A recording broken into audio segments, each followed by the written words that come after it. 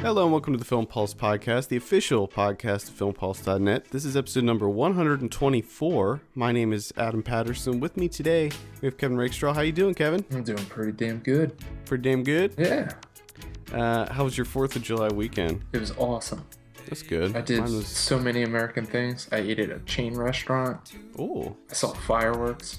It's good times. I ate at the Olive Garden last night. Sorry to hear that. Yeah. That's awful. Yeah. Oh, they rebranded. They have a new logo. It doesn't matter. It doesn't matter. No, I mean the food's the same. It doesn't matter. Yeah. It's a poor excuse for Italian food. Yeah, I agree. This week we'll be counting down our top 10 movies this year so far, and we'll also be getting into 2 feature reviews. This week we'll be talking about Nathan Silver's Uncertain Terms and the Roger Ebert documentary Life Itself. And finally we'll be going over this week's movie predictions, new on video on demand, and DVD and Blu-ray releases. First up, let's talk about some of what we've been watching. I had a pretty light week again, just because of the World Cup. World Cup? Yeah, soon I'm gonna not be able to use that as an excuse. I'm gonna use it for the next 3 years. I had a pretty light week, World Cup. World Cup. Kevin, this is October. Yeah, just rewatching all the matches. Just rewatching them over and over. Yep. Why not? I started the week off with Cabin Fever Patient Zero. Oh, good lord. Yeah, we had to review this, so I... Did we? I took the bullet. Did we have to review it? Gave this a watch. This is starring Sean Astin, Rudy. Okay. Rudy's in this. That's unfortunate. Yeah, basically it takes place before the events of the first Cabin Fever, Cabin Zero. It's pretty bad. Really? I don't have a lot to say about it. There is some decent practical effects in this. I mean, it is over the top gory, just like all the other Cabin Fevers. It is better than the second one, the Ty West directed one. Okay. I wouldn't say far better, but it's significantly better than the second one.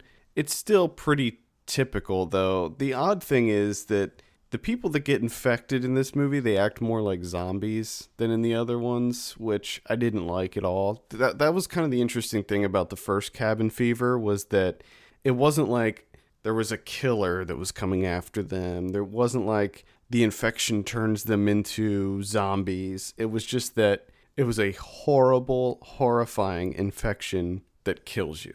It was like Outbreak, but done in a much more horrifying way. And that was kind of the interesting thing about the first Cabin Fever. But this one, they definitely act more like zombies, and didn't really like that too much. Basically, Sean Astin plays Patient Zero. He's the carrier of the virus, but he's also immune to it. And they have him locked up, and they're doing testing on him on this island.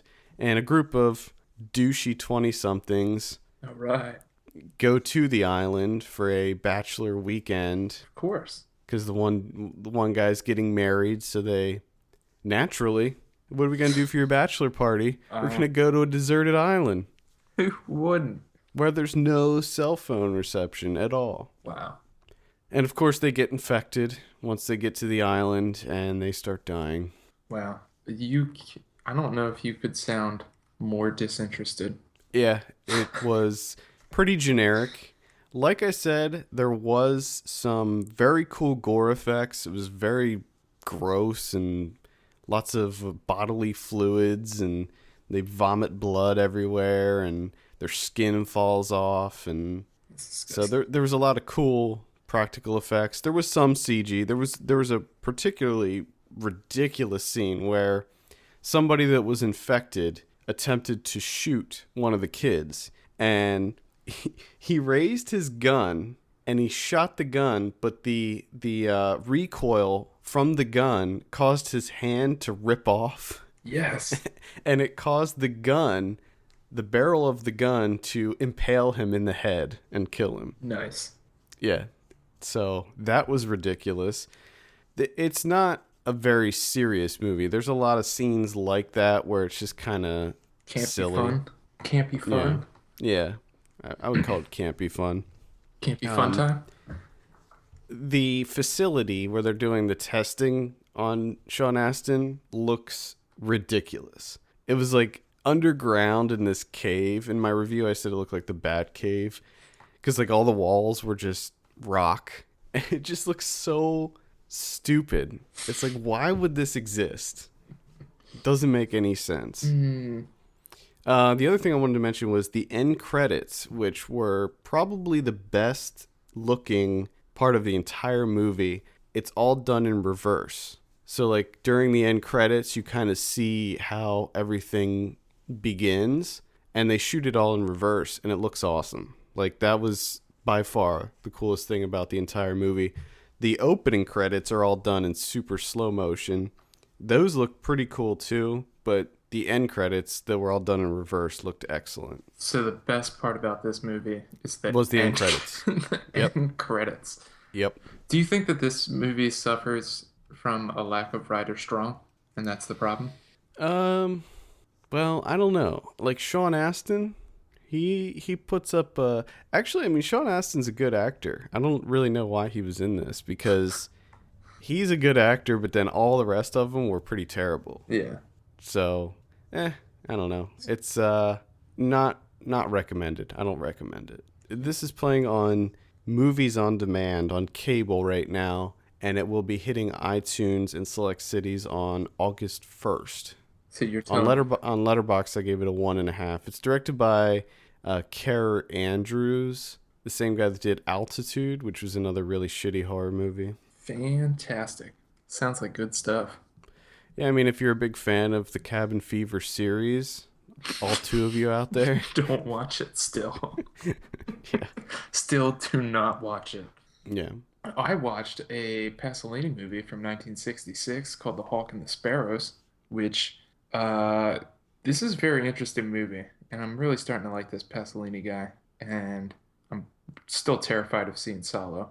But Yeah. this movie, if you've seen Salo, this is the perfect movie to watch as sort of like to see the complete opposite Mm-hmm. of what he does, because this is like a ridiculous comedy full of slapstick and Keystone Cop style chase sequences.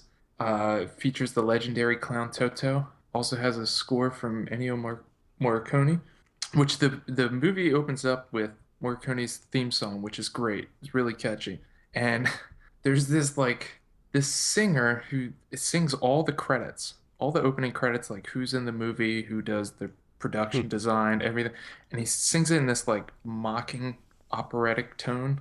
It's just I've never seen anything like it before, but I liked it. I was like instantly like in the mood, ready to go because it was just a fun movie. Plus, there's a talking crow in it. Okay. All Okay, right. so you have a father and a son. Father played by Toto, and the son who were walking across around the Italian countryside, and they happen upon a talking crow who just starts to follow him around. Never shuts up. All he talks about is communism, religion, and like overpopulation and all this heavy shit. And they just sort of get sick and tired of him after a while.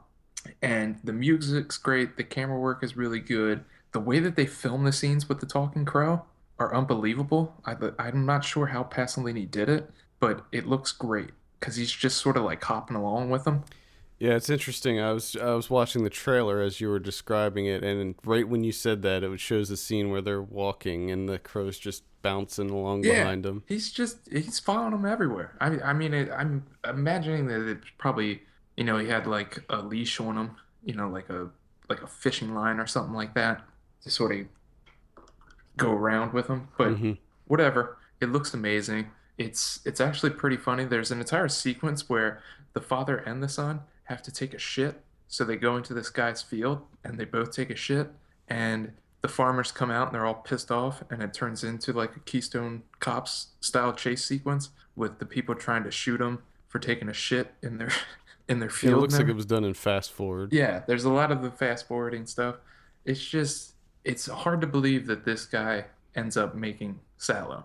And this is like based off of his own I think it was a novel or a novella that he wrote. Hmm. Definitely worth checking out. The only thing is the only American version I could find was put out by a company called Watermark Films, which is perhaps the worst DVD company ever. There's giant chunks of this where there's no subtitles whatsoever. Nice. They're just, rattling off line after line after line and no subtitles. So you're just sitting there like, I don't know what the fuck is going on. Awesome.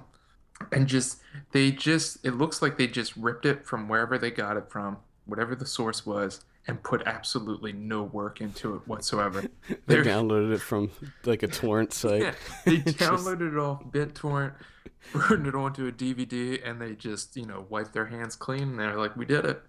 So I would suggest if you can find a different copy of this, which I think there are some like UK versions, because I know that Masters of Cinema have some Pasolini films out. I don't know if they have The Hawks and the Sparrows, but definitely try and look for it somewhere else because the US version is just absolute shit. hmm. It really takes you out of it a little bit here and there. And I hate when, the movie quality does that to you. Yeah, yeah. It's something that we have to deal with regularly with this some of these screeners that we get. Yeah. I saw a movie called Beneath. Oh, God. I mean, it's pretty much the same as Cabin Fever Patient Zero, what I'm going to say. I thought you saw this one before. I thought we already talked about this. No, it's another. There was another movie called Beneath that was directed by Larry Fessenden, Okay, okay. So and this is a different one. that came out last year. This is a new Beneath directed by Ben Katai. Oh, Lord have mercy. It's a lot different. This is about a group of coal miners who get trapped after a mine collapse. Mm-hmm. Hmm. Basically, the air becomes what happens is they're digging and they uncover a tunnel that was used decades before by previous miners, and it kind of unleashes. They don't really directly say it, but I think it's implied that it unleashes some sort of toxic gas Oh, no. that basically makes them go crazy. And it's either that or the lack of oxygen. They don't really say, but they say that the previous miners that were trapped down there killed each other. And the same thing happens here. They start to go crazy. They start hallucinating. They start killing each other. Terror ensues. Supposedly it's based on a true story, but I have not looked into the I, true story behind this. I have a feeling that the inspired by true events is just the array of mine collapses over the last couple of years. Right. And That's that's it. that's That's it. exactly what it was funny because when I started watching this, I said to my girlfriend, I was like, "Oh, I bet this is just inspired by the fact that there have been mine collapses in the past." That's it. This is based on true events of other mines collapsing and It's nothing got a else. it's got a cool poster, I'll give it that. And some of the sequences in it are pretty suspenseful. I mean, we're not on like the Descent levels of suspense, but Yeah. there's a couple scenes. Like there's one scene where a girl gets kind of trapped in between the rocks, and there's a really interesting scene where they find a blow up shelter, and the girl gets inside the blow up shelter, and then one of the miners goes crazy and starts coming after her with a pickaxe, and like you just hear the pickaxe like puncturing the blow up shelter, and that was an interesting sequence. There's a lot of gore in it. Like some dude gets his arm ripped off, and Mhm. somebody breaks their leg, of course, and then they show it, and it's like the bones sticking out. And the effects work again is pretty good. It's not anything over the top crazy like in Cabin Fever Patient Zero. It's a much more realistic looking effects work. So that's pretty good, but there's like I love these movies where you struggle. You I struggle know. so hard to try and sell it. Because there's just so little to say about them. That's like what happens in this movie. I've seen it so many times before. It's just Yeah. It's so forgettable too. Like I It's saw this movie 2 days ago and I forget most of what happened in it because it was just so forgettable. yeah, It's really not a terrible movie. It's just that it doesn't do anything new. yeah. It's is it one of those things where you've just seen so many Right. that And it doesn't affect you in any way? I like these containment thrillers. I've said that before, but this was just not very interesting. I The also characters were the characters were stupid. I didn't like any of them. The whole premise is that the girl in it, she's not a minor, but what's she doing there? she's going down there with her dad because it's her dad's retiring and it's his last day. Oh So my she's God, give me a break. and I was like, from the beginning, I was like, you can't just do that. You can't just go down into a mine like that. I mean, you probably got to go through like all kinds of training, and you Yeah, can't just be like, "Hey, Dad, can I come down in the mine with you?" Sure, come on, it's your let's last go. day. Whoa, whoa, whoa, your daughter can't go down. It's my last day. Come on, cut me a break. All right, all right. You have fun. I also enjoy the fact that on the IMDb page that there's also another horror movie called Beneath from 2007. Yeah, it's ridiculous the amounts of beneath movies. And apparently, oh, this is the highest rated one, the one you're talking about now. Well, I haven't seen the one from 2007. I can say that it is better than the Larry Fessenden one. Okay, that was going to be my next question because that one is the lowest rated of the three. That one is terrible. That was basically a made-for-TV movie. It premiered on the Chiller Network, Ooh, and it was just really, really stupid. I have a hard time with horror movies that have really unlikable characters, especially when it involves a group of people that are getting killed one by one. You know, yeah. I It's have a really just, hard time. you just don't really care. If it's an 80s horror movie with unlikable characters, then I'm okay with it because it's for some reason that it's just more enjoyable. It's It's nostalgia. more fun to watch them because it's like unlikable characters in the 80s were just so much more fun than unlikable characters in the 2000s. That is true. It is Yeah. true. So can't recommend Beneath. This is playing on demand right now. It's the same guy that did the 30 Days of Night Dark Days, the sequel to All 30 right. Days of Night, which was really bad. You're just watching nothing but terribleness. Yeah, Sounds like. unfortunately. This is one. Beneath was one that I was gonna review, and that's why that's why I watched it. But I just decided not to No, bother. no. There's no need to talk about it. It's just I'm not. glad that you're starting to do that. It's something that needs to be done more often, I think. Yeah, yeah. This is the In the second. This and Transformers. I was just like, no, yeah, no. in the entire the whole realm of criticism. It's I think something that needs to start happening. unlike Cabin Fever, though, I think that there will be an audience for Beneath. I think that a lot of people will like it and find it suspenseful. There's a lot of jump scares in it. The twist ending is ridiculous and stupid and doesn't make any sense. But Well, that's kind of the other thing with these low budget horror movies is reviews don't fucking matter. People are going to see them anyways. yeah, it's true. They always have an audience and they always will. Yeah, that's true. I'm just like kind of out on the search for something new and different, Yeah. with these. So Good luck with that. unfortunately, Beneath doesn't do that. Doesn't deliver. It's like a poor man's The Descent. Yeah. I watched a little indie drama called "I Used to Be Darker" from last year from Matthew Porterfield. Now I Well, noticed on your diary here this week I just you really went into the American Indies. I yeah I found some good indies. I'm coming back around on them. You know, apparently I was watching the wrong ones.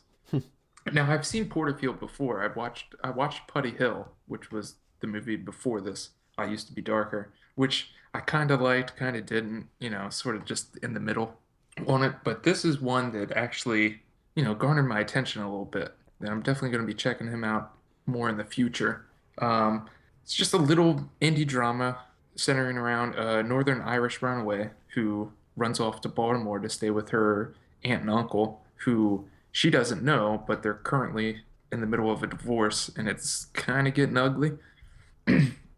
And the reason that she runs off to stay with them is because she just found out that she's pregnant and she's only like 18, 19 years old and she has no idea what the hell to do and she's fucking terrified. Mm. And the married couple, the aunt and the uncle, are played by real life musicians Kim Taylor and Ned Oldham, who Ned Oldham is the brother of Bonnie Prince Billy. So what's that sound? That's just me going, hmm.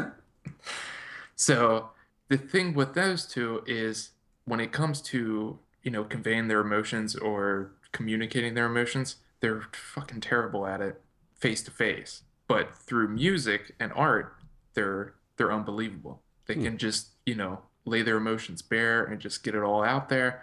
But the problem is that they've been married for a while and Ned Oldham's character is sort of given up on music and he has more of a like responsible type life going on where he works for a cement company, because he's got to pay bills and everything. So like the musical side of him has kind of died, which along with that is sort of the emotional side of him. So there's a lot of great music in it, great soundtrack, great music from the actual two characters. They play like most of their own music throughout, and it's just a nice little indie drama. It's nothing, special. It doesn't blow you away or anything. It's a decent little film that's on. Watch this on Netflix Instant, and it's And it got looks like this takes place in Ocean City, Maryland. it. She starts off there, the Northern Irish runaway. That's where she's like working in the summer. But then when she gets pregnant, then she hightails it to Baltimore, Oh, very cool. which Porterfield's from Baltimore, and the cinematography on this one is from the Blue Ruin director. Mm. Mm-hmm. So the cinematography is pretty good too.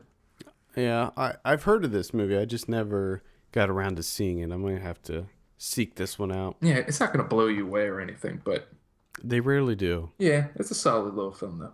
I saw one that was kind of interesting. Not nowhere even close. There's no way to segue this one from what you have. Nice. Actually, no. There might be a little bit Oh, of a connection. here we go. Not really though. Hit me. I saw Nightbreed from Oh, fucking 1990, yeah. directed by Clive Barker. And this is like one of these classic horror movies that I just never saw for whatever reason. And they're actually doing a remaster of this on Scream Factory, and they're going to put out a Blu-ray. Pretty Okay. excited about it. So I was like, okay, I'll check it out, and then I'll get the Blu-ray, see how they made everything better with the Blu-ray. This is a really weird movie.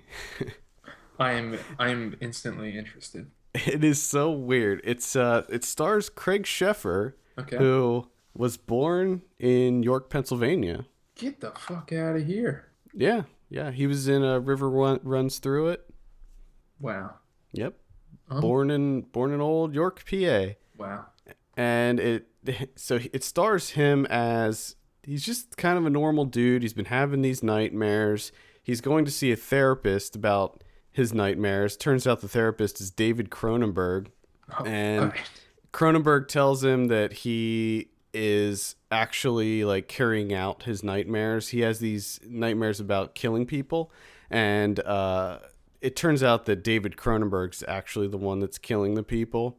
He Okay. plays a serial killer that wears this like super creepy looking mask. And in addition to having nightmares about killing people, Craig Sheffer has these nightmares about this kind of mutant group of people that he runs into. Turns out the mutants are real, and they're living in this underneath this cemetery, and they have this whole like civilization underground, and they're all of these, I mean, tons of these really weird, creepy mutants, and they all have different abilities. Some of them don't. Some of them are just ugly. The one guy looks exactly like the Moon Man from McDonald's. Do you remember that? Back in like the 80s, maybe early 90s, when McDonald's started to stay open later, they had a new mascot, and it was like a guy that looked like a moon. Yes, I do remember that. He wore sunglasses. Yes. There's one character that looks exactly like him in this movie. Wow.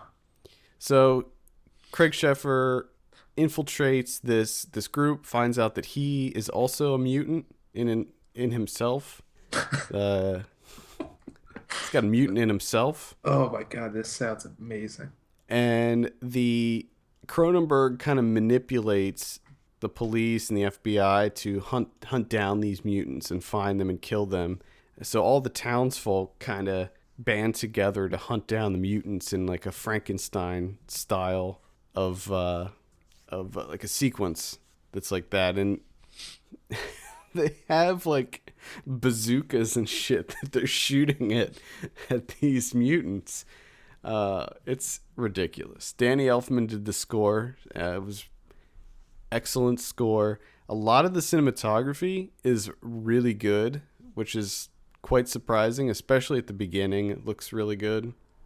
I have to And say it's that just, the mask that Cronenberg wears is terrifying. yeah, it's really creepy. Good lord. A lot of really cool makeup effects in this. A lot of elaborate makeup effects. Like there's this one girl that she kind of looks like a porcupine and she can like shoot her quills and poison people. There's one girl that can turn into smoke, and she turns into smoke and then like materializes inside of a guy What? and like rips through his body. That sounds amazing. Yeah, it's very gory, There and also there's a guy here that kind of looks like the creatures from Avatar, but not blue. I think that's the porcupine person. Maybe. I don't know who it is. There's Ridiculous. another guy that has like kind of predator style Yeah, dreads. that's the one. That's Yeah. the one that I'm thinking of here. This movie sounds ridiculous. And there's another guy that just walks around with a Boston Terrier. What He just walks around with a Boston Terrier. are you? He has a dog. He just walks around with it, carrying it around. He looks sort of like a monk. Are you making that up, or is that No, real? dude. It is so weird. I'm telling you. It's amazing. I want to see. I want to see this. Yeah, it's a movie. Make that It, happen. it it has it's really fast paced. Like the movie moves so quickly. You're just like, what the fuck is going on? Like the whole time you're just trying to figure out what in the hell is happening in this movie. None of it makes any sense, but it's still so much fun to watch just because it's so weird and out there. That's my. That's one of my favorite things about these ridiculous movies from the 80s and 90s is that they never really took the time to have them make sense. Yeah, I mean, this is They based on a just novel they didn't by care. Clive Barker. So maybe there's more information in the novel.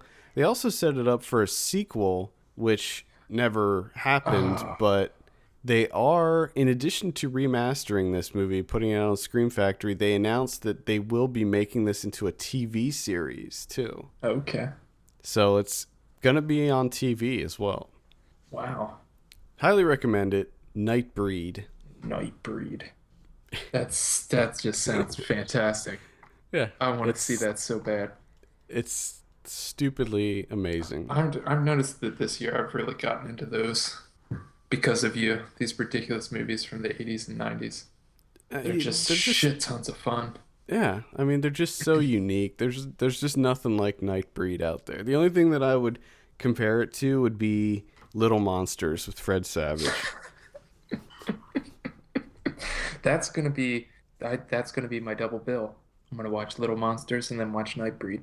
It'd be a good double bill, It's I gonna think. it's gonna be a great day. I can't wait for that day. I watched an extremely disturbing yet absolutely beautiful film called Under the Skin. Jonathan I Glazer's new one. Yeah, I'm gonna. Hopefully, I'll have this watched next week. Yeah, I just want to see how you react to this fucker. Cause this is bizarre. It's got this weird blend of like a lot of the sequences are candid camera style, where it's just Scarlett Johansson driving around in a van talking to people in Scotland, like trying to pick them up and trying to get, directions from them. And it's just all done impromptu. Like they're not actors or anything. It's just really her driving up to strangers in Scotland and asking for directions and just chatting them up. And then there's all the other sequences of the movie are just extremely overly stylized, like visual experiences of just one bizarre, grotesque image after another, where she takes some of these guys home, and her apartment or room or whatever the hell you want to call it is just pitch black, and the floor is like black reflective, and they just slowly get naked and walk across this, and then she continues the walk while they slowly descend into this like pool of black water and just Hmm. get engulfed, and then she just walks back over and leaves.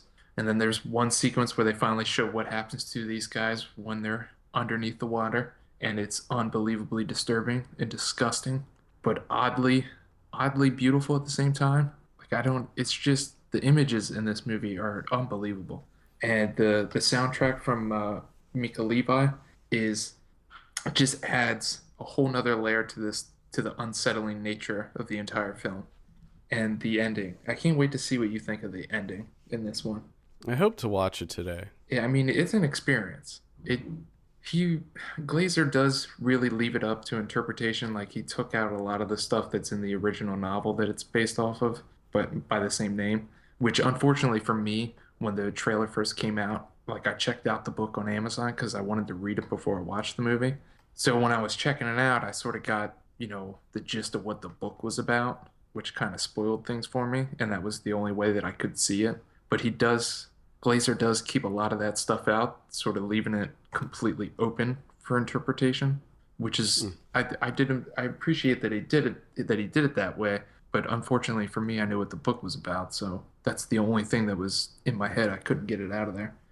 But it's disturbing, it's gorgeous, it's intoxicating and really unsettling, but it's one heck of a movie. It's something else, man. Yeah, I can't wait to It's see it. yeah, I'm gonna try to get it today. it's unbelievable. This is on video on demand too, by the way. So if you want to check it out, now's the time. Definitely do that.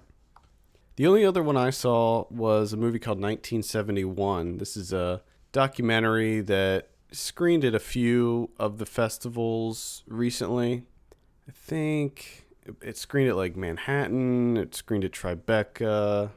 I'm not sure if it was at Hot Docs. It was kind of all over the place. It doesn't have a release date yet, but I imagine that it will get a decent release because it is so well made. So basically, it's about this takes place before the whole NSA controversy and the Edward Snowden leaks and all that stuff.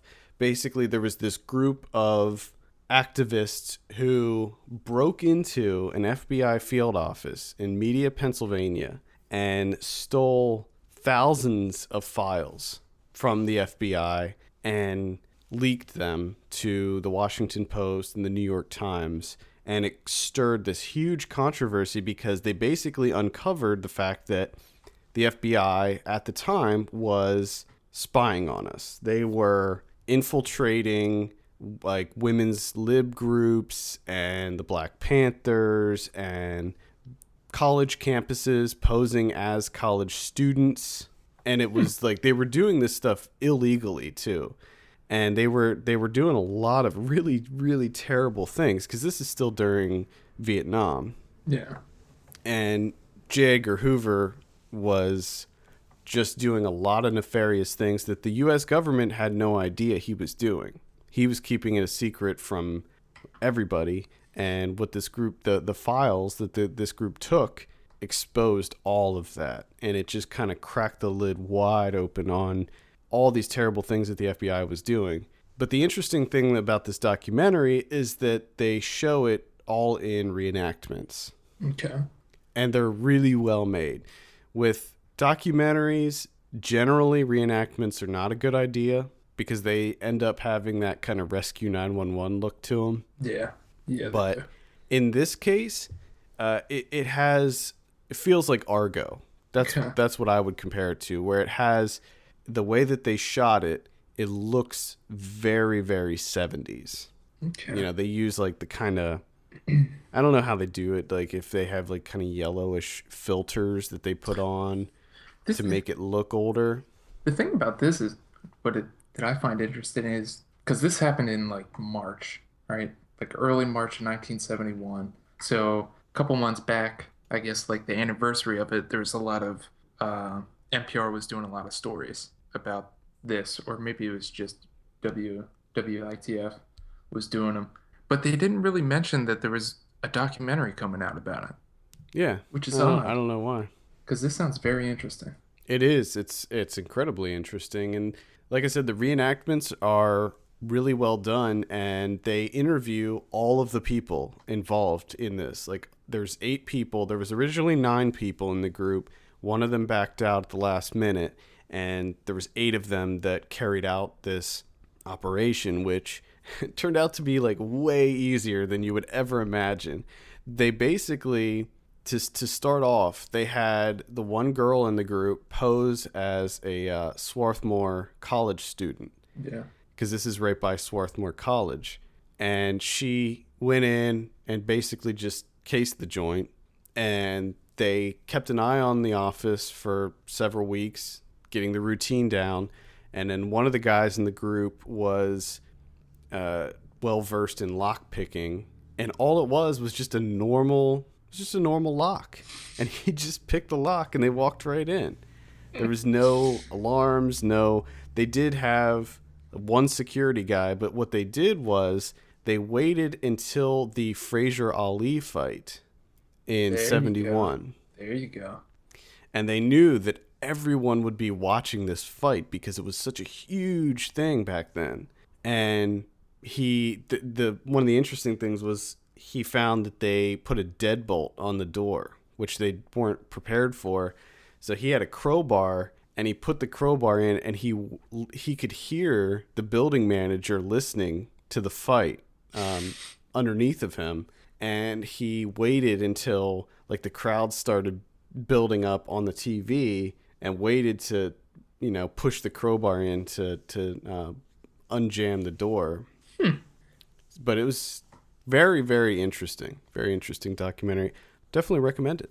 Yeah, I think I remember hearing those stories a couple of months back. They were very interested in the fact that they never got caught, and Yeah, it's and that it with like when whoever found out about it, I think it was the reporter that first broke the story or something.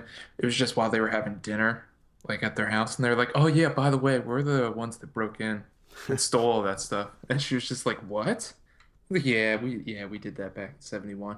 and the crazy thing is they tried to do it again. It wasn't the same 8 people, but 2 of the 8 tried to do it again, and they did get caught. See, But that's not intelligent. Don't do that. no, it's not intelligent. Getting But greedy. there was a lot of people involved with that one, and the crazy thing was they got caught during the trial. They used the information that they collected. The defense lawyers used the information collected about what the FBI was doing and presented that during the trial, and it caused the jury to acquit everybody. Even though they were caught red-handed breaking into this FBI office, they all got acquitted. I mean, it was crazy. Good stuff. I mean, that's just something you don't hear of anymore. I mean, just look at the Snowden thing. Yeah. Good Lord. I don't know when it's coming out, but I do recommend seeing it when it does. We have a review up on the site, but we'll also probably post up when this gets a release date. Nice. That's all I got. I have one more, another American indie little one from 2012 called Bad Fever, directed by Dustin Guy Defa. I'm not sure how he pronounces his last name. He was one of the vampire victims in Summer of Blood. Hmm.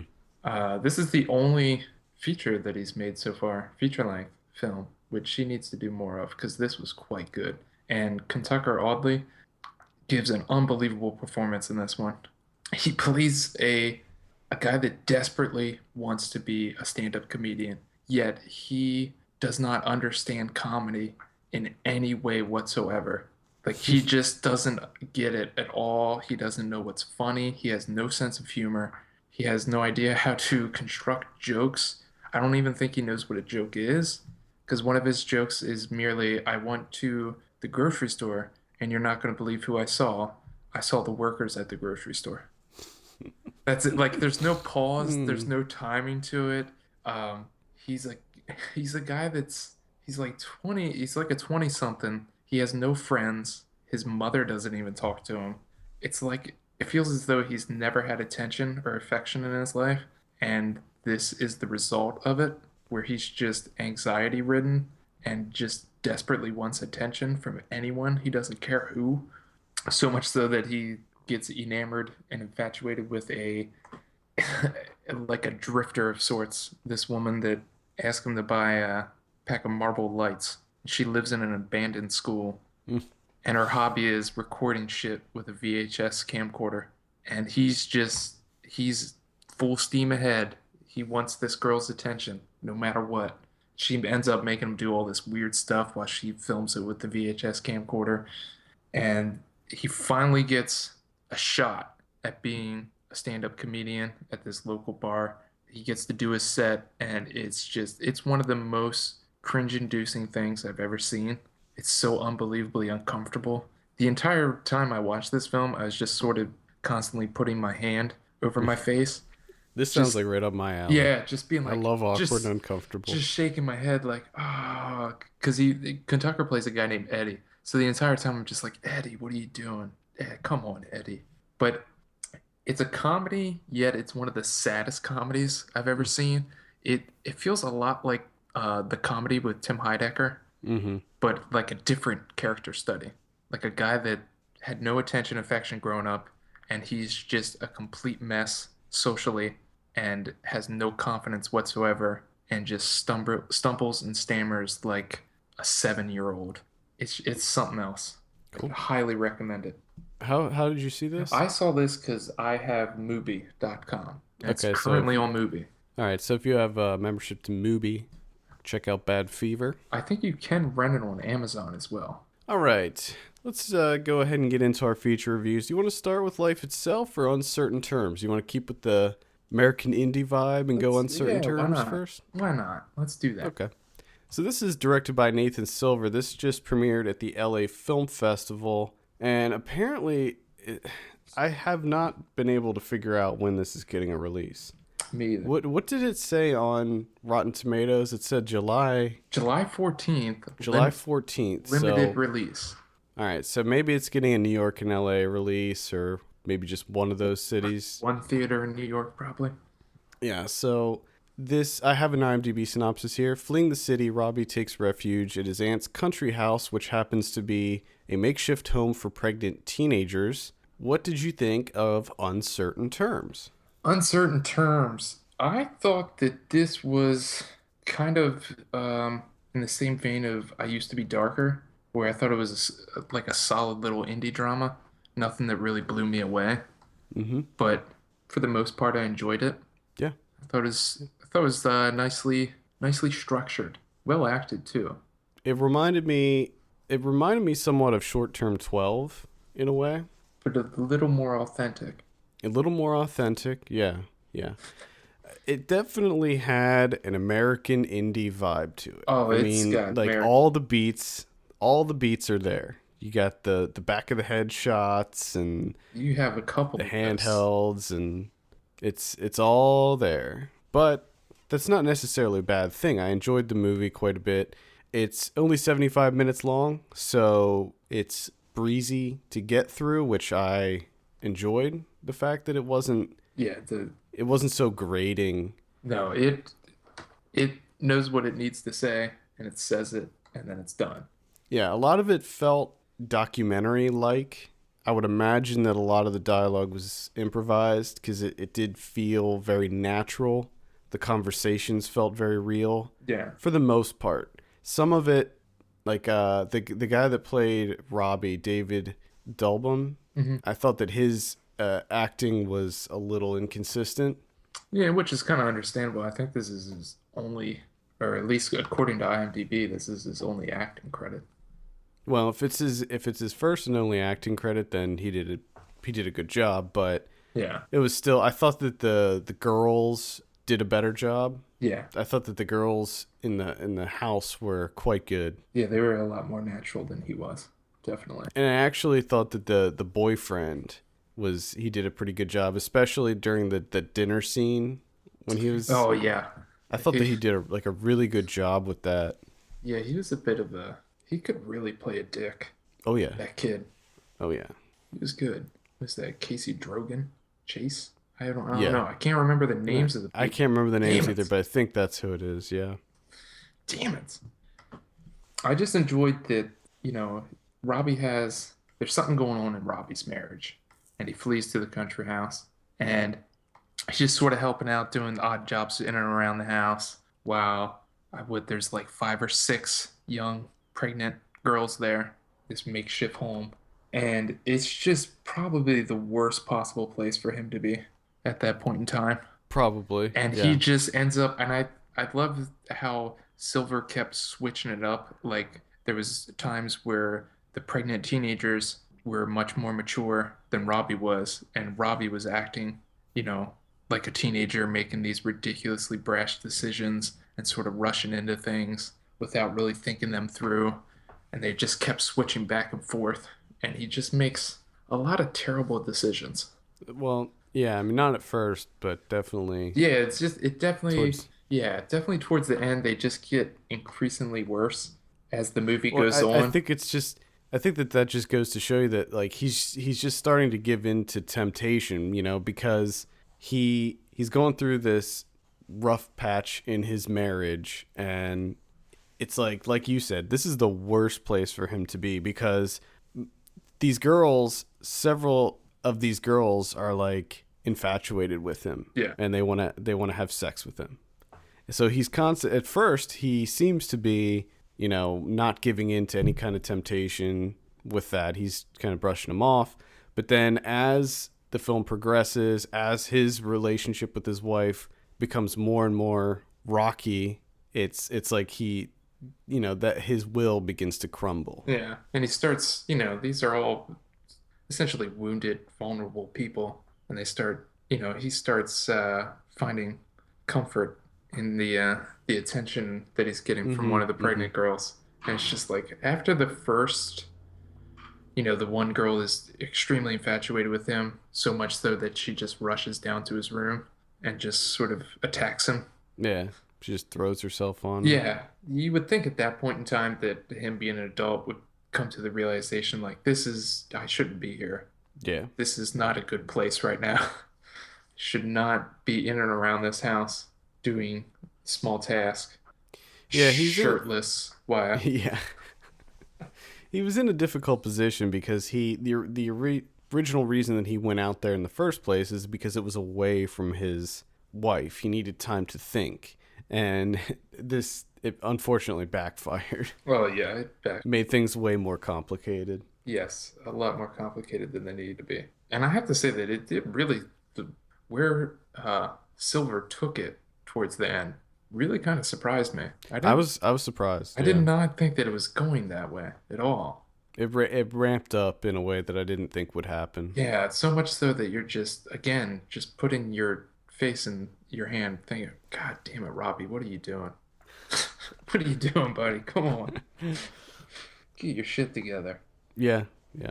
Because I honestly didn't think it was gonna go there. Like I didn't see it happening. I mean, I saw that the temptation was there, but I think I just inadvertently spoiled the movie. Well, I don't think you did because It's it gets a lot more complicated than just giving into him hooking up with yeah, one of the girls. Yeah, yeah, it's him not. giving into It's not like that. temptation. He goes much bigger, which is just kind of ridiculous. Yeah, that's true. Uh, what did you think of the my neck my back scene when they were That's playing? that was bizarre. Yeah, That again, that's another time where Robbie should have been like, I shouldn't be here. I'm gonna excuse myself from this. I'm going to go dig some holes. I will be I'm gonna go dig a trench outside. I will be outside if you need me. Yeah, that was uncomfortable. That was extremely uncomfortable to be seeing a bunch of pregnant, like 18-year-olds dancing to my neck, Yeah, my back, or whatever the fuck that song's called. I think it's called My Neck, My Back. Yeah, Everybody listening knows exactly what the song is. yeah. Just watching them dance to that, I was just like, no, I don't want to see that. No, thank you.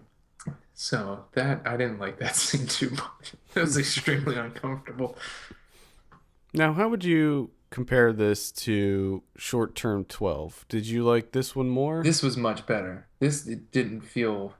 There was like just a tiny smidge of being contrived, whereas Short Term 12 just felt like Very contrived. Yeah, heavy-handed, just yeah. heavy-handed and one contrived scene after another, just laying it on thick. Whereas like, oh my God, you already had me. Just stop. Dial it back a little bit, you know? I'm already invested in this. I'm like, you're already tugging at the heartstrings. You don't have to, punch me in my eyes until I cry. Like I'm getting there. A little patience. I didn't think that this movie was as sad as Short Term 12 by any No, means. it definitely wasn't as sad. Even though there is that little sequence involving a like a miscarriage, which Hmm. to me kind of felt out of place. That was the only thing that I had a problem with. It felt forced. Like it really didn't add to the story that much.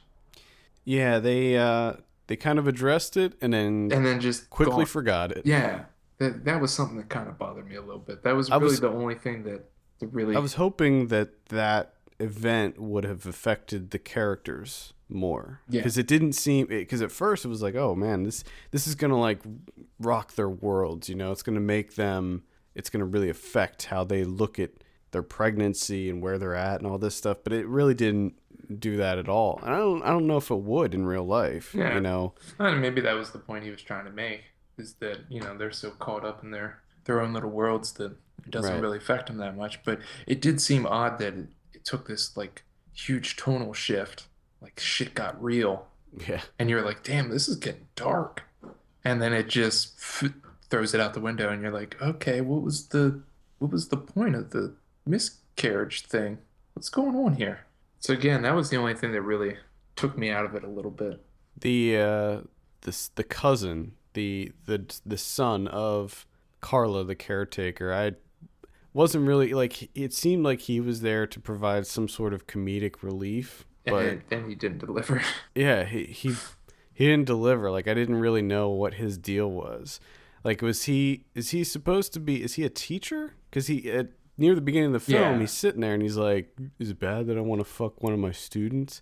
But then like they never, like they that was it, no, you know? he's just sort of there to.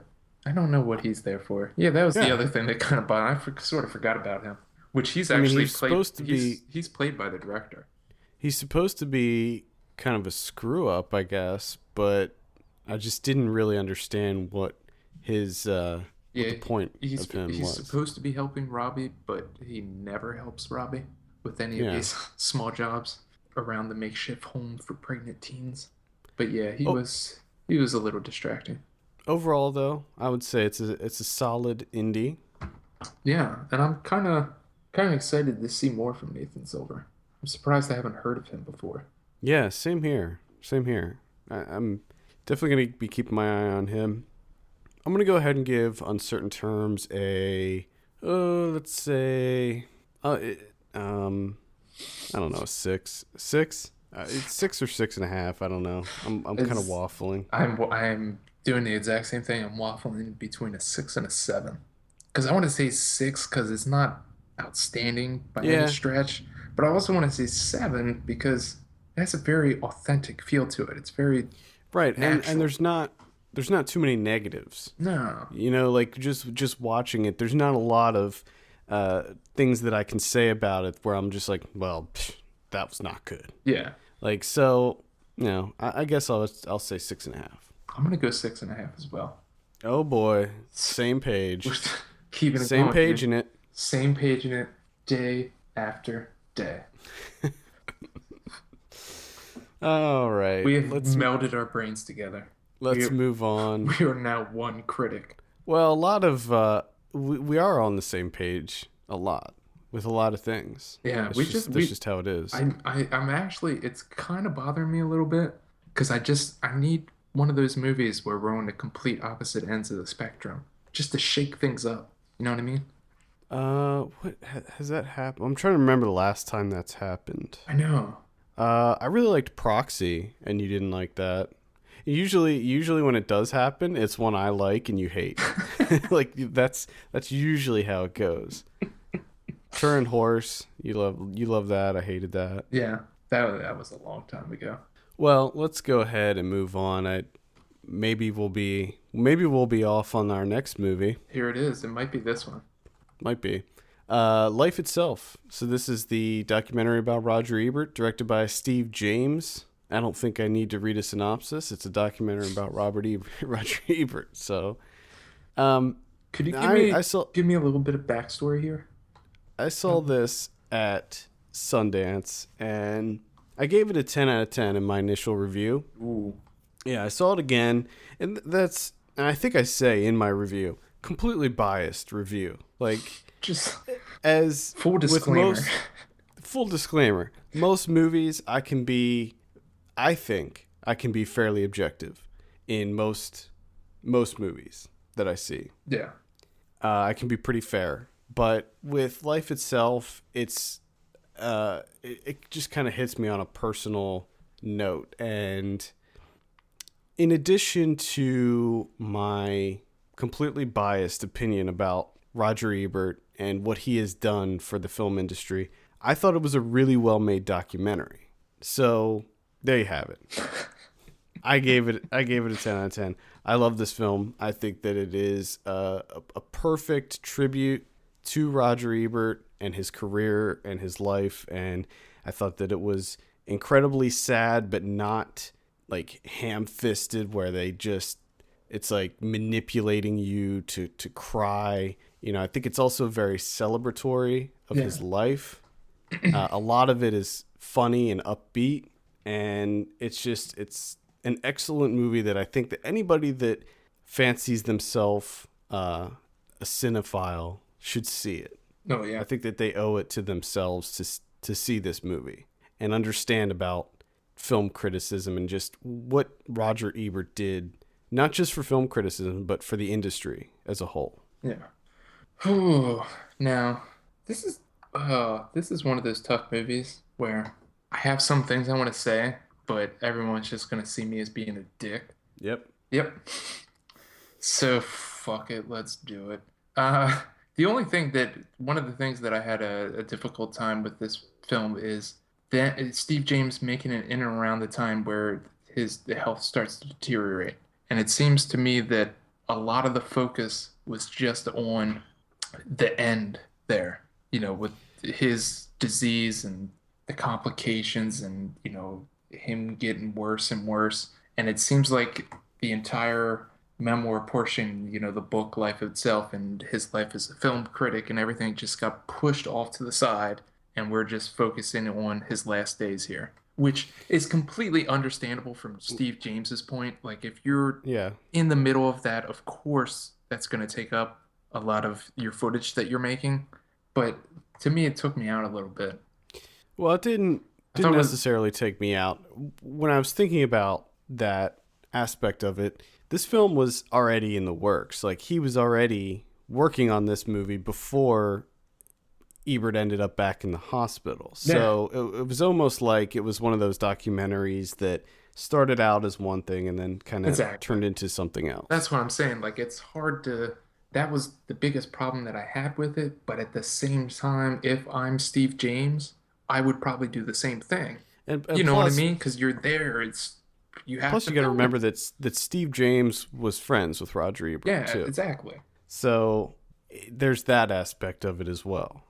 I found it a little bit lacking in some of the areas. A lot of times with this film, when Steve James would touch on some of the different aspects of Ebert's life, it felt like he was just sort of doing the bullet points and kind of with this undercurrent of, if you want to know more, buy the book.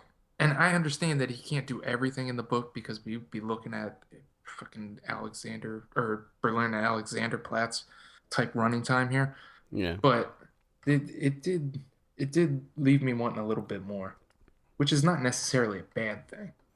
I can see that. I mean, I can understand that, but I thought that it was I learned a lot about Roger Ebert that I didn't know previously. I loved all the kind of candid footage with him and Gene Siskel when they were like arguing and just all that stuff. The behind the scenes stuff of him and Siskel was just, oh, that was unbelievable. That was so great just to see those two bickering.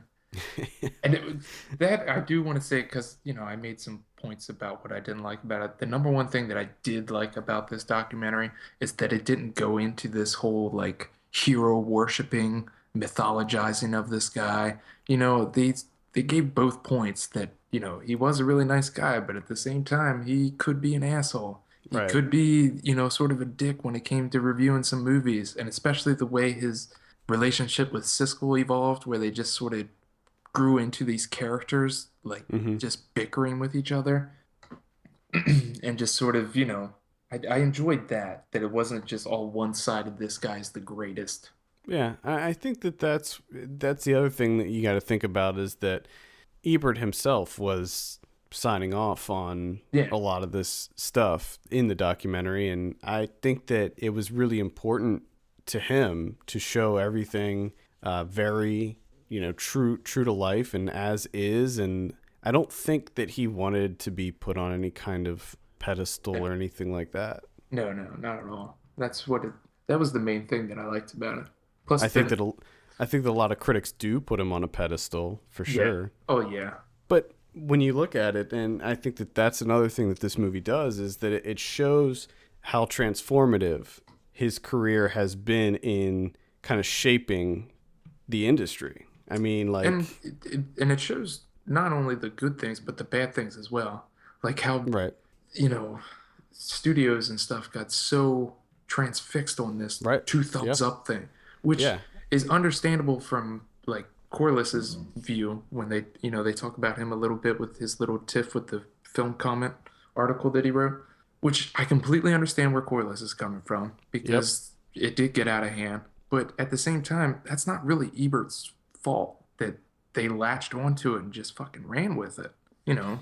Well, and that's the other thing is that from the beginning they said that with their show, they were making that show for consumers, Yeah, for regular people.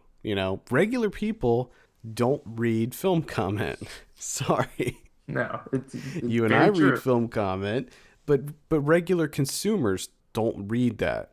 They just want to know if a movie's good or if a movie's bad, if they should see it or if they shouldn't. Yeah, And this is something that we've been talking a lot about recently off the air. it is. And I think that show of theirs was really what put film criticism. It made it available to the masses, and it made it easily digestible for just regular Joes that need to know if they should see Transformers or not. Yeah. Plus, it was always extremely interesting when they disagreed.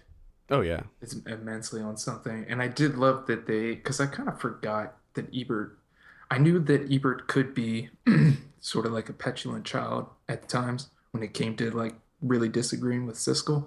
But I forgot how much he used to do the finger pointing thing, which I don't understand how Siskel didn't fucking punch him in the face. Because I'm the type of guy that, like, if you point your finger in my face, nothing pisses me off more.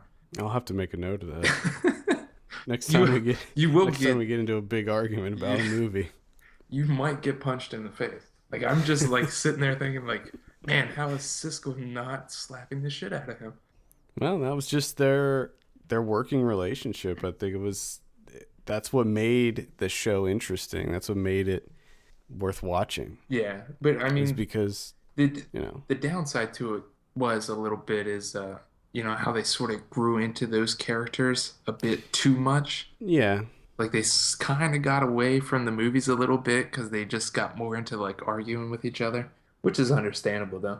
It'll probably happen with us. But I mean, I think that we all owe Siskel and Ebert, our gratitude for getting this whole thing started. And I think that it's interesting to see how film criticism has evolved into what it is now, which is a complete fucking mess. And people like Roger Ebert don't exist anymore. Like there will never be another Roger Ebert. That's just never going to happen. And I think that that's something else to think about. I think that that's something that's When you interesting because I mean now, well, I can't remember what movie that was. I think it was Edge of Tomorrow. I saw a poster that featured tweets as the pull quotes. Wow. Random people from Twitter. People And it's like, this is where we're going now? they're trying We're new not even things, man. using we're not even using quotes from critics. We're just pulling stuff from Twitter. Yeah, but then again, I do read a lot of quotes on Rotten Tomatoes, and I don't know if I would use those either, because Well, there's some some shitty stuff yeah. on there. But the other interesting thing for me was to see how much his illness kind of humbled him to Yeah. the point where he got even better Well, that's what I as a was just going to say. critic. I mean, they even said in the film that he did some of the best writing of his life after he, had the surgery and was and could no longer speak and Oh yeah, like I would be on his website every day towards the end there because he was just writing constantly. It was nothing but reviews, blog posts that were extremely interesting and very touching, but he was also replying to like everyone that would, yeah. like write comments. So you would get stuck in a K-hole just going through all these comments to see how he was responding to people. And, it's just like a nonstop interview, really, was on his website. Yeah. It And was, I know that Todd, who writes for our site, Ebert is the only critic that he would read reviews for. Like, just Ebert, nobody else. I'm pretty much the same way, or at least I was. That's pretty much how I was too. That's pretty much how I Because was. even though I disagreed a lot with Ebert, we've talked about this numerous times, is he told you what was good and what was bad. And see, that's the And that's thing. all Like, I needed to know, because a lot of the times the stuff that he didn't like in a movie is right up my alley. And I'd be like, right, even though he hates exactly. this sounds like my type of movie. And just going back to like when you and I disagree about a movie, more often than not, it's that type of situation where there's certain things that you like about the Turin horse that It's just not your style. I understand why you like that, and I can respect that, but for those same reasons, that's why I didn't like it. Yeah. Oh yeah. And as long as you can articulate those are the things, then I think that then you have a successful review of a movie, and that's what Ebert was so good at doing. He was that, but the thing that took him over the top was his ability to frame it in human emotion and sort of like this like critique of social commentary, but not being extremely heavy at the same time. Like he found that perfect balance. And Yeah, then and added to like this is what the movie's about. This is what's good. This is what bad. that was another thing I liked about the movie is that they would show clips of some of the films that he reviewed and then deliver excerpts from it, so that you get an idea if you haven't read a lot of his reviews or maybe haven't read his older reviews. Yeah. You get an idea of what he thought about these like big iconic movies, like Apocalypse Now and movies like that. Good stuff. Good stuff. I did enjoy it, even though at the beginning there I had some negative points about this documentary. It's a hell of a watch. I mean, you can't deny that. Even if you do have some problems with it, you're still gonna enjoy the shit out of it.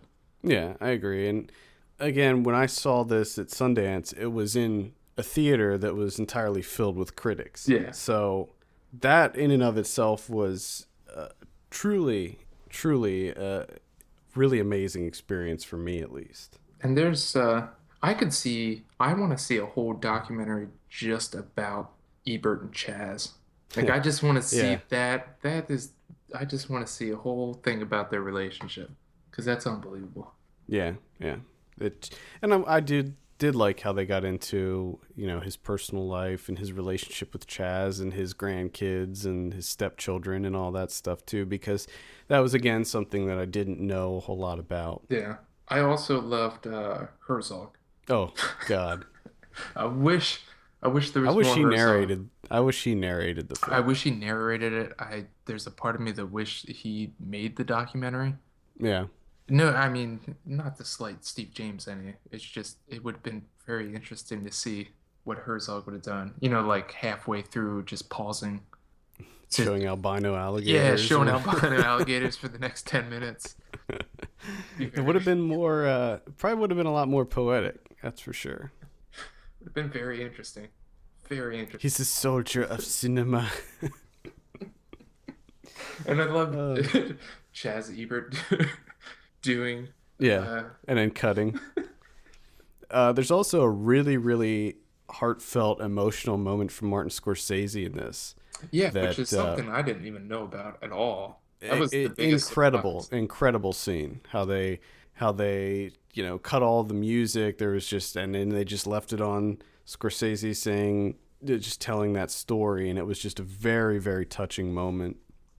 And I don't think I've ever seen him get that emotional over something, and it was just a really, really incredible scene. Yeah, this is one of those things, like the movie that or the documentary that Ebert discussed a little bit in the film, the Seven Up series of films, the documentaries, Mm-hmm.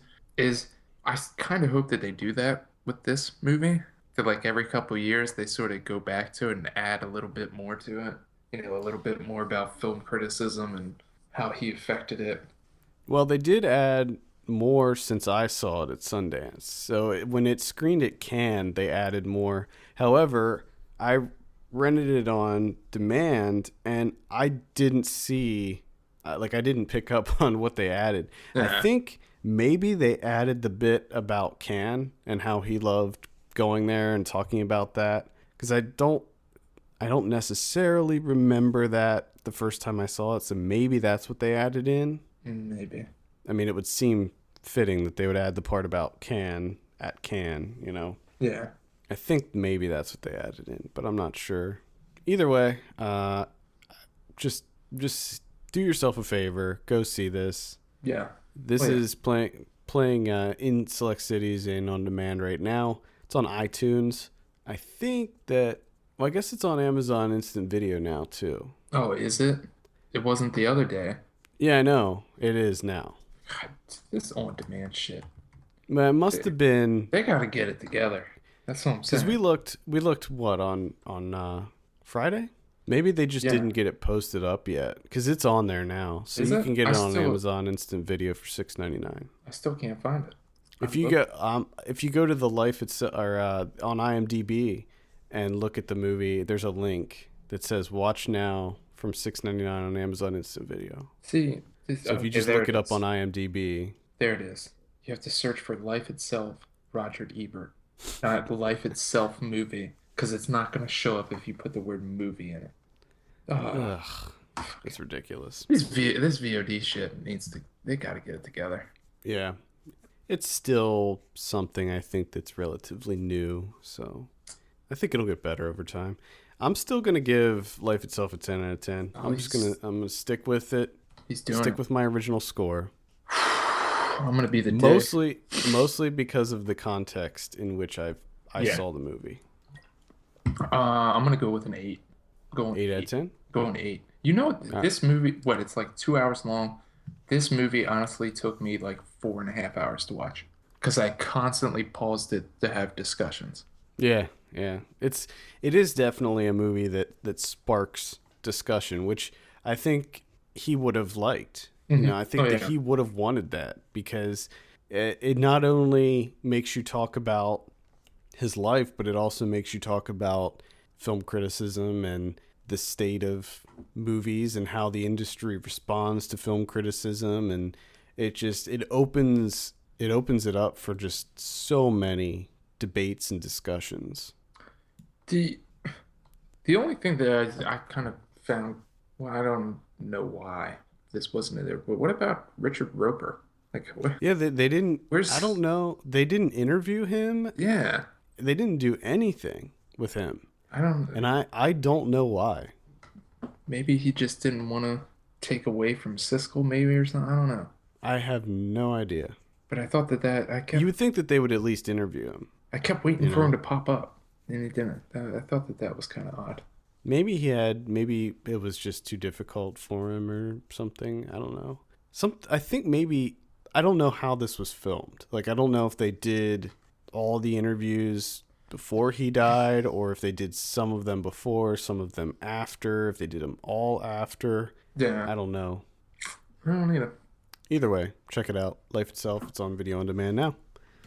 This was also, I should just quickly mention, this was the first film that ever screened on demand and had its festival premiere at the same time. I don't know if you remember when they did this, but when it had its first screening at Sundance at its premiere, they also screened it live online via Indiegogo.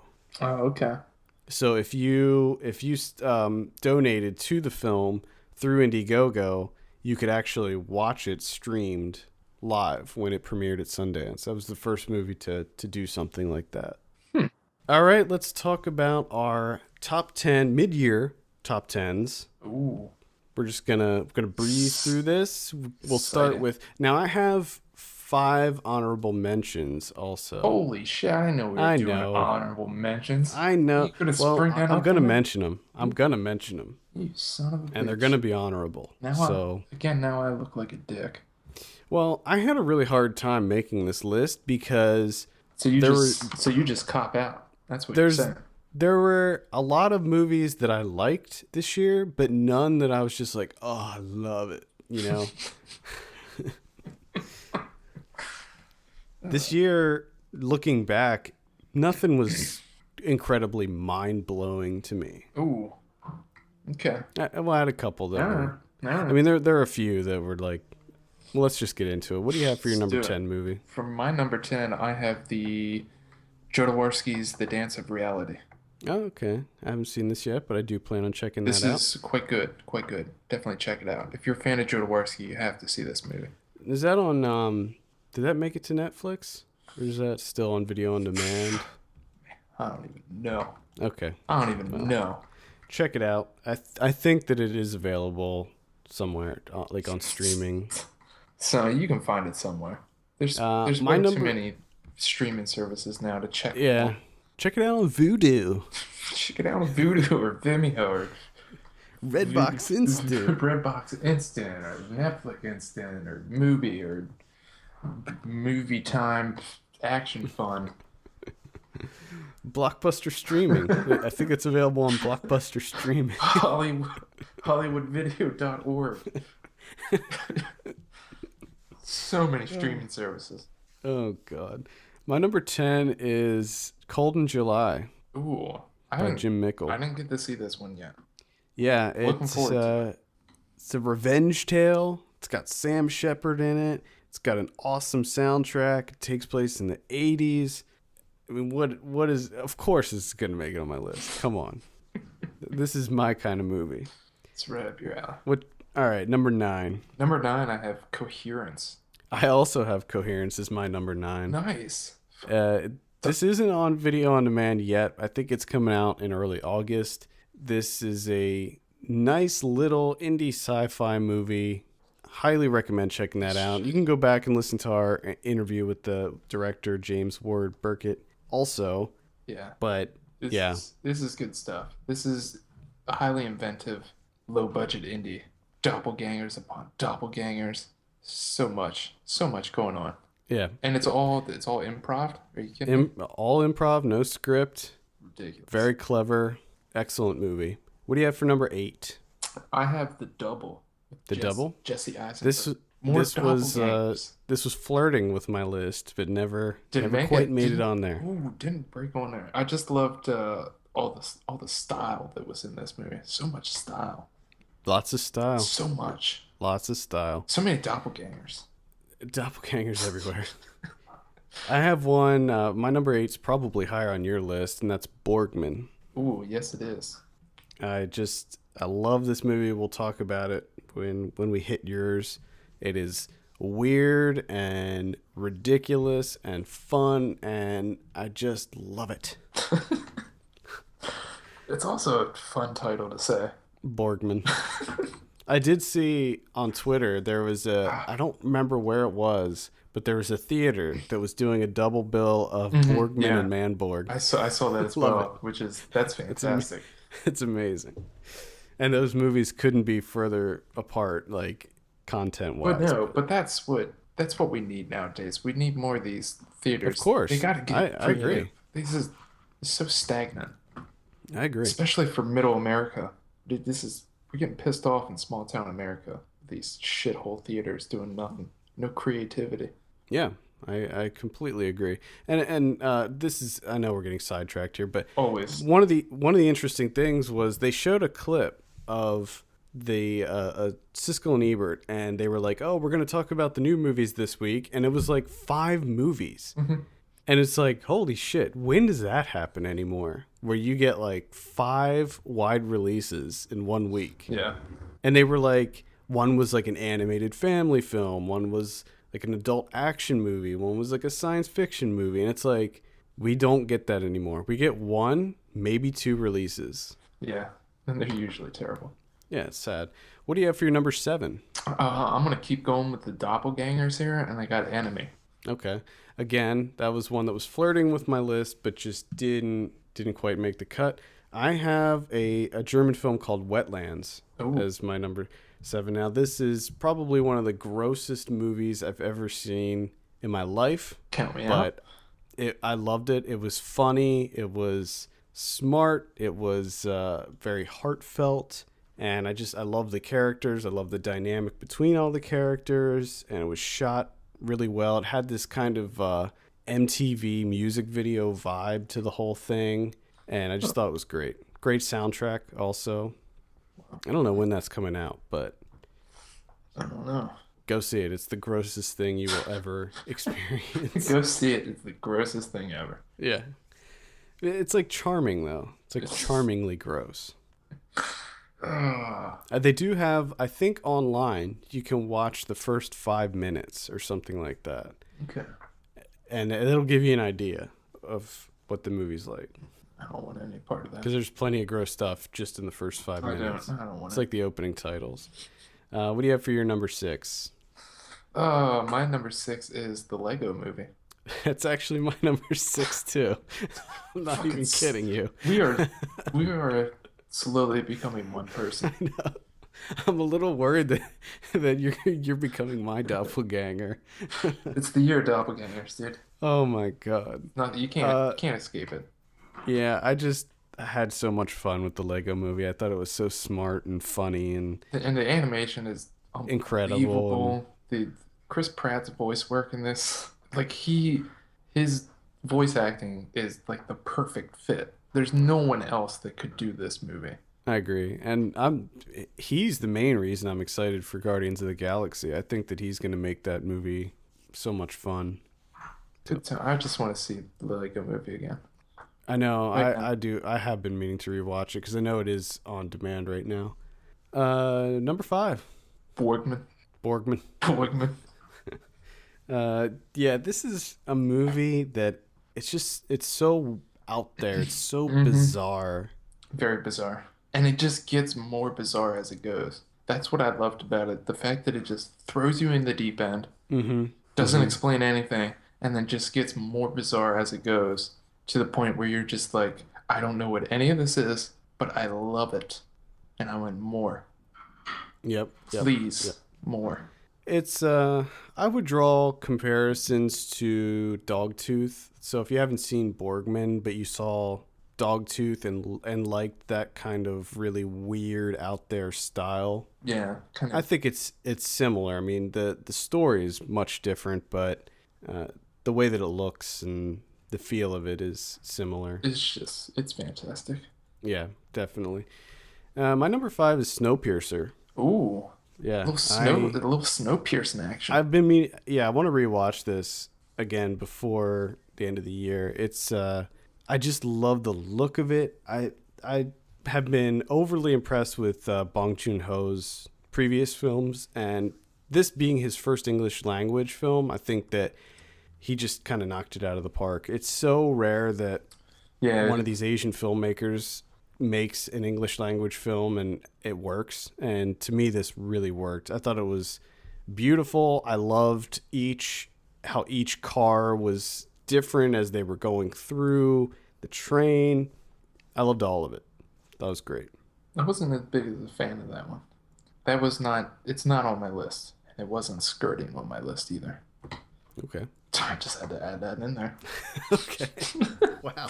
All right. Just had to throw in my patented dick move. Apparently, Ernie didn't like it either. He gave it a 4 out of Wow. 10, but I thought it was Really? fantastic. Jeez.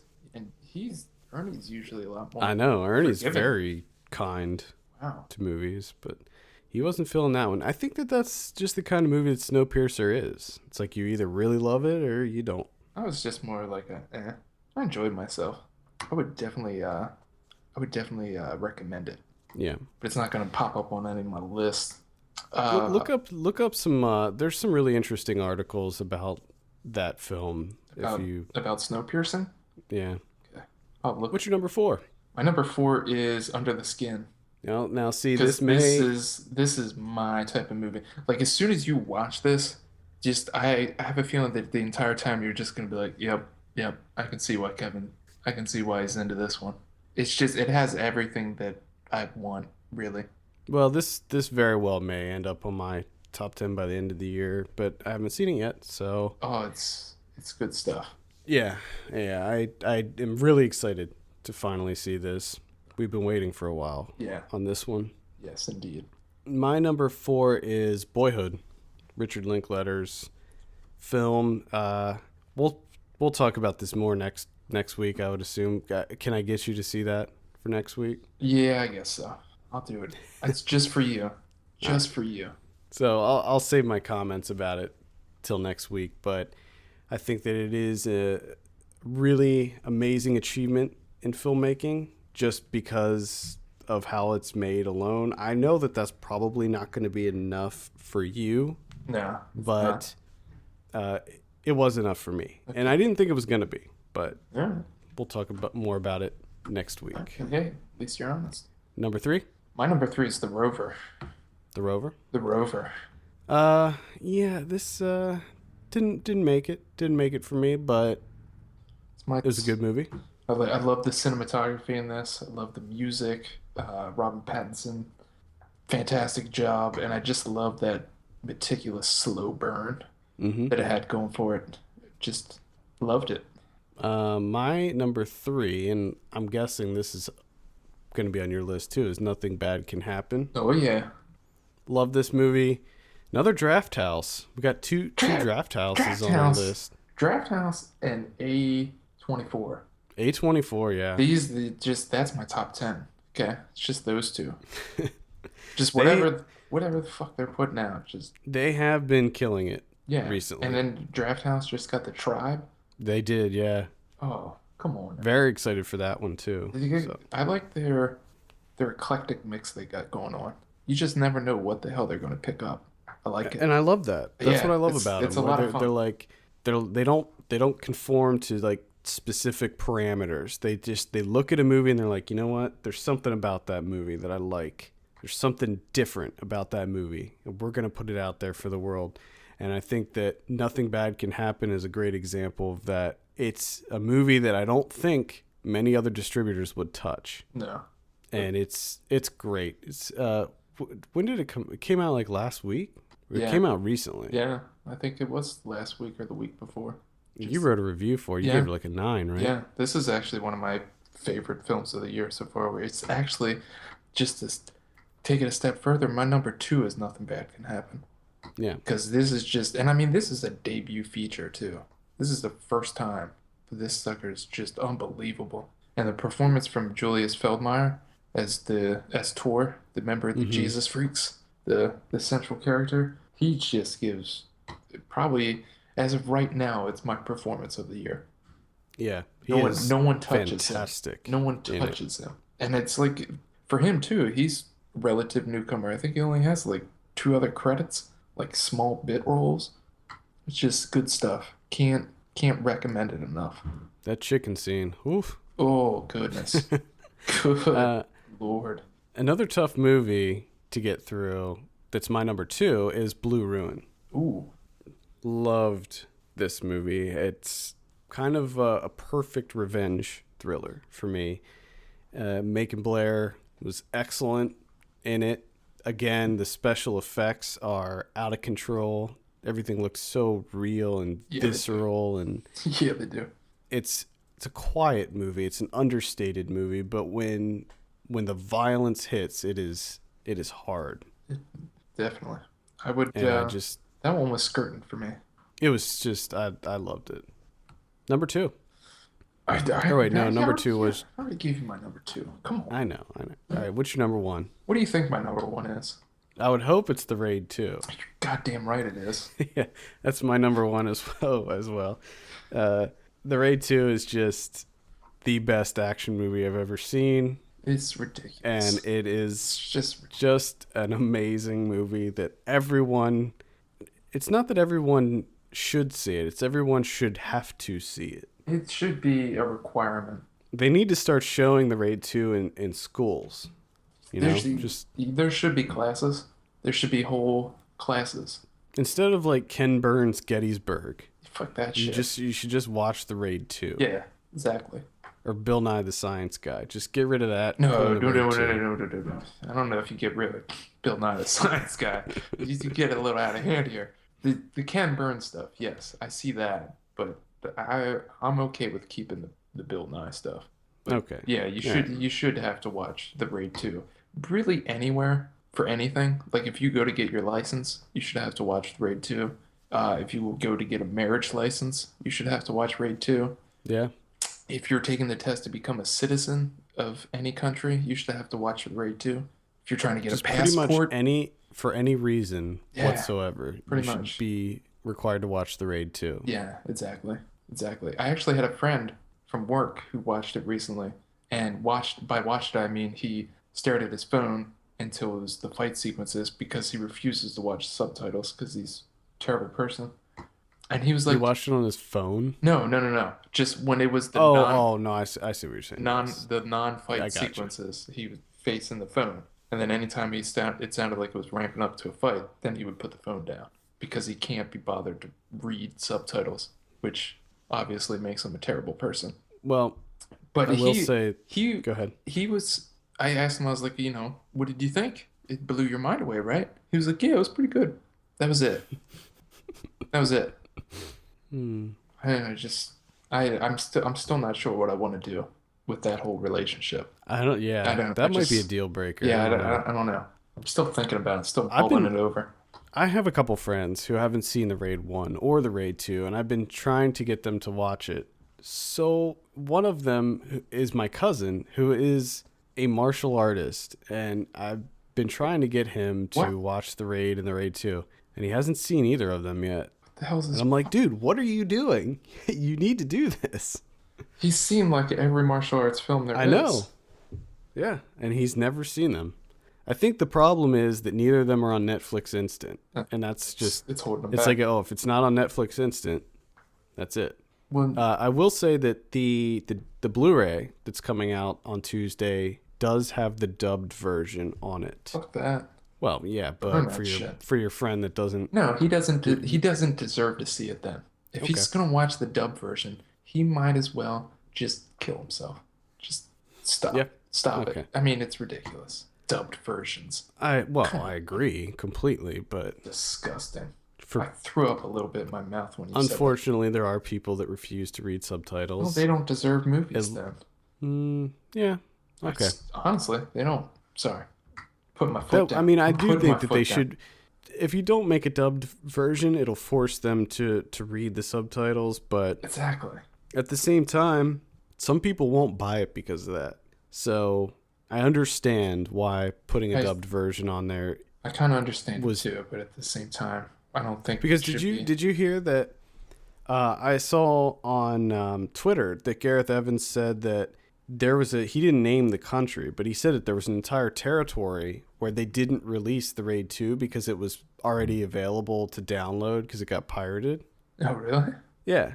Wow. And it's like that right there should be the example people use to say don't pirate movies because people think that doesn't affect anything, but it really does. I mean, there's an entire territory that can't see the Raid 2 now because of that. Yeah.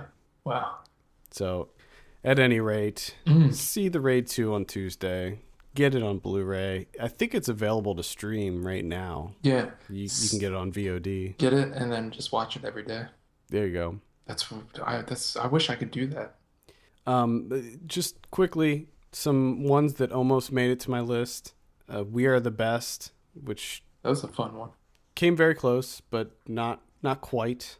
I recommend checking out The Mule, which is not out yet. I don't even know. I don't know when that's coming out. I think it did get picked up, but I'm not sure by who. That's the one with Angus Sampson and Lee Whannell. Yeah.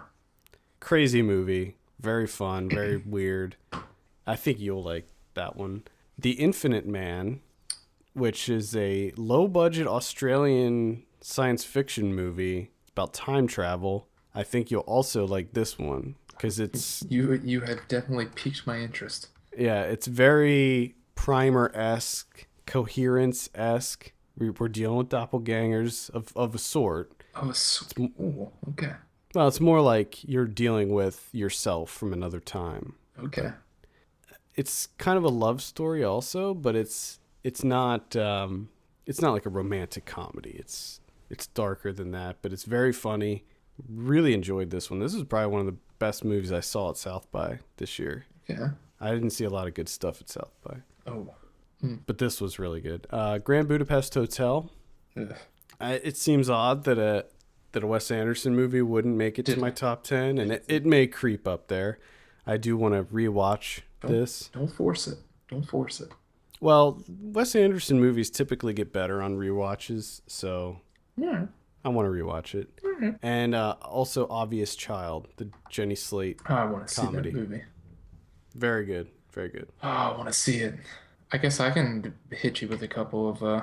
Yeah, just do it. Throw them out there. I'm gonna throw them out there. These are a couple of ones that I guess just came out this year finally, like The Retrieval, the Chris Esca movie. Oh, yeah. So that one was skirting. 12 O'Clock Boys was skirting. Oh, yeah. These... It's always difficult with these. Yeah, quickly, I should mention that the movies on my list are all movies I saw this year. So not ones that we saw last year that got released this year or movies that haven't been released. These are just straight up movies I saw this year. Our final top 10s will probably be movies that actually came out in 2014. And like I said before, Blue Room, that was skirting. That was skirting. Godzilla was skirting a little bit.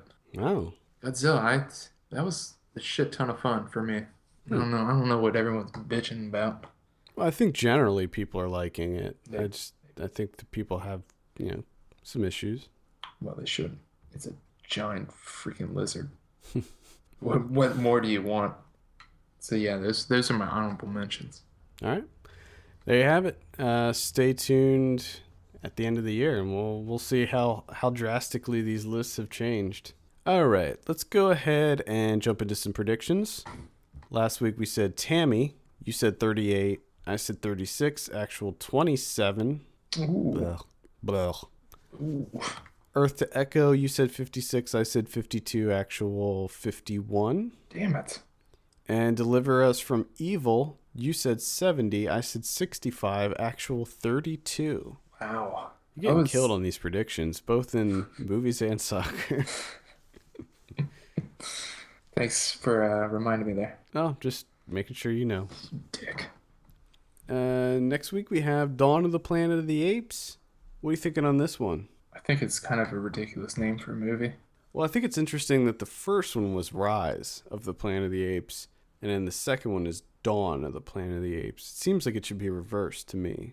It seems like it'd make more sense, but whatever. Who are you?